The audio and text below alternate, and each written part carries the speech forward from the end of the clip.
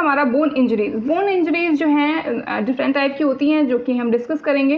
तो यहाँ पे फर्स्ट इंजरी है सिंपल या क्लोज्ड फ्रैक्चर, जो कि 56% लोगों में पाया जाता है, मतलब पाया क्या जाता है, हो जाती है इंजरी। और जैसा कि आप स्क्रीन पर देख रहे होंगे सिंपल फ्रैक्चर कैसा है, यहाँ पे ये है हमारा सिंपल फ्रैक्चर कि बस हल्के से क्रैक हो गए हैं। और ये आप स्क्रीन पर देख पा रहे होंगे पहली वाली पिक्चर जो कि है सिंपल फ्रैक्चर या क्लोज्ड फ्रैक्चर, ठीक है। दूसरा है हमारा कंपाउंड फ्रैक्चर। कंपाउंड फ्रैक्चर में क्या होता है, बोन टूट के बाहर निकल आती है। जैसा कि आप ये फिगर देख पा रहे होंगे, किसी व्यक्ति की टांग है जिसमें से उसकी बोन जो है, उसकी थाई बोन जो है वो बाहर टूट के निकल आएगी। इसको हम क्या बोलते हैं, कंपाउंड फ्रैक्चर, ठीक है। नंबर 3 है कॉम्प्लिकेटेड फ्रैक्चर। जैसे कि हमारी रिब्स है, तो रिब्स जो है हमारे फेफड़े में घुस जाती है। जैसे कि आप कॉम्प्लिकेटेड फ्रैक्चर के सामने ये मेरा ग्रीन कलर का पॉइंटर देख सकते हैं, ये हमारा कॉम्प्लिकेटेड फ्रैक्चर का एक फिगर है जिसमें कि ये जो बोन देख रहे होंगे एरो लगा हुआ, ये बोन जो टूट के हमारे लंग्स में घुस गई है, कॉम्प्लिकेशन सिचुएशन। तो इसलिए इसको हम एक तो बोन टूट के हमारे जो इम्पॉर्टेंट बॉडी पार्ट्स हैं उसमें घुस गई है, ठीक है। कम्युनिकेटेड फ्रैक्चर क्या होता है, कम्युनिकेटेड फ्रैक्चर में बोन जो है उसके कई भाग हो जाते हैं, चकनाचूर हो जाती है। As you can see on the figure, ये देखिए पूरी तरह से 2-3 टुकड़े हो चुके हैं इसके। अगर छोटी फिगर में देखें तो इस तरह से क्रैक भी हैं और वहीं पे उसका कचूमर बन गया है। नेक्स्ट हमारा फ्रैक्चर है इम्पैक्टेड फ्रैक्चर। इम्पैक्टेड फ्रैक्चर में क्या होता है, बोन टूट के और जो उसका दूसरा भाग है उसमें घुस जाती है, उससे लड़ती है, ठीक है ना। जैसे कि पूरी एक बोन है, ये टूट गई तो टूट के वो उसी में ही घुस रही है, उसी में ही लग रही है। जैसे कि ये वाला फिगर आप देख सकते हैं, ये हमारा इम्पैक्टेड फ्रैक्चर का फिगर है। नेक्स्ट है हमारा ग्रीन स्टिक फ्रैक्चर।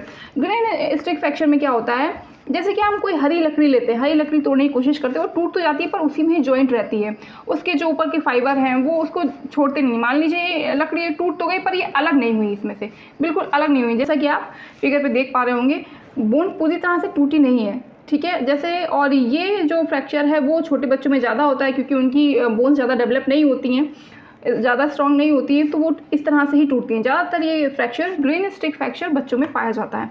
अब आते हैं नंबर 7 हमारा डिप्रेस्ड फ्रैक्चर।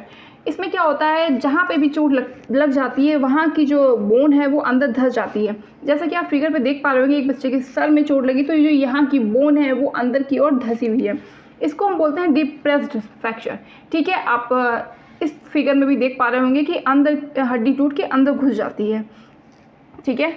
अब हम आते हैं पैथोलॉजिकल फ्रैक्चर। ये क्या होती है, इसमें क्या होता है, जो हमारी कमज़ोर हड्डियाँ होती हैं, जैसे कि वीक बोन है, वीक बोन देख रहे हैं ना, और ये नॉर्मल बोन है। नॉर्मल बोन पे अगर हम प्रेशर प्रोवाइड करेंगे हल्का सा भी तो उसमें कुछ नहीं होने वाला। अगर हमारी जो पैथोलॉजिकल फ्रैक्चर होता है जिसमें जो कमज़ोर होती है बोन, उसमें अगर हम हल्का सा भी प्रेशर या पावर लगाते हैं तो वो टूट जाती है, ठीक है। तो यही डिफरेंस है इसमें।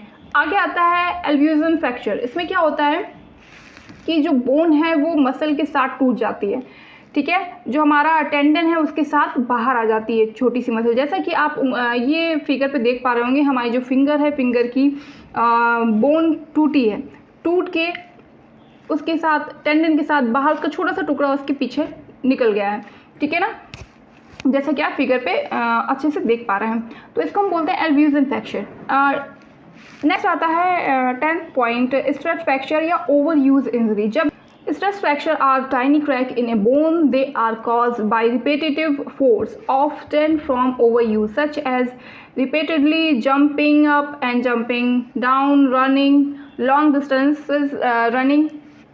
मतलब है कि अगर छोटी सी अगर कोई बोन में चोट आई है, क्रैक हुआ है, पर हम उस पर लगातार उसी पे ही हम जोर देते रहते हैं, फिर भी हम वर्कआउट करते रहते हैं, रनिंग करते रहते हैं, जंपिंग करते रहते हैं, लॉन्ग डिस्टेंस रनिंग करते रहते हैं, तो उससे वो क्या हो जाता है, ओवर यूज़ इंजरी हो जाती है। लगातार उसी चोट पे बार बार चोट मारना, ठीक है, ओवर यूज़ इंजरी कहलाती है। जैसे कि आप स्क्रीन पे देख पा रहे होंगे कि स्ट्रेच फ्रैक्चर किस तरह से दो एंकल पे है और एक फिंगर पे है।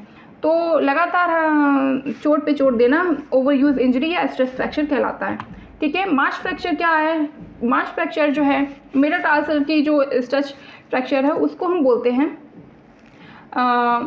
मार्च फ्रैक्चर। तो march fracture metatarsal stretch fracture है, were first describe in 1855 turn after the foot pain and swelling.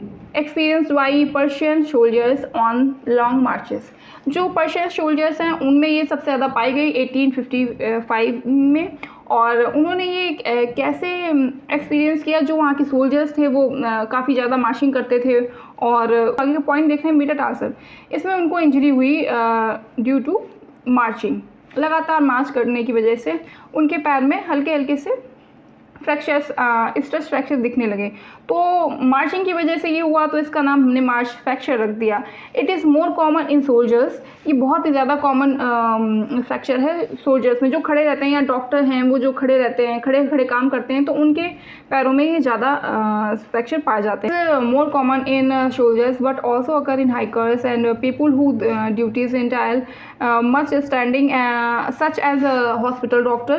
March fracture most commonly occurs in second and third metatarsal bone of the foot।